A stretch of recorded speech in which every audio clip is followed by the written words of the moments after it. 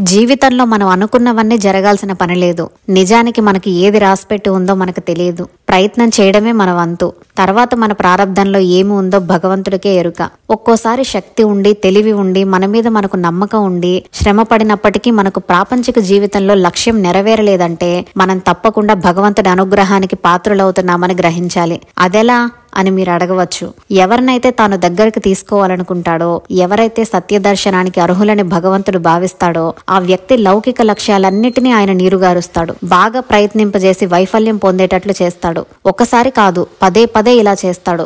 నిద్రిస్తున్న ఆత్మ అనే సింహాన్ని మేల్కొల్పటానికి భగవంతుడు తరచూ మహా కష్టం లేదా బాధ అనే శంకారావాన్ని పూరిస్తాడు. అది అనుగ్రహమే కాని ఆగ్రహం కాదు. దీనిని అర్థం చేసుకోకుండా మనం ఆత్మనిందన చేసుకుంటూ జీవితంలో ఓడిపోయామని భావిస్తూ ఉండటం సరికాదు. ఇంకో లక్ష్యంతో ముందుకు పోవాలే కానీ వెనక్కి చూడకూడదు. దీనికన్నా మించినది నాకు రాసిపెట్టి ఉంది, అందుకనే ఈ ప్రయత్నం సఫలీకృతం అవ్వలేదు అని భావించి ముందుకు పోవాలి.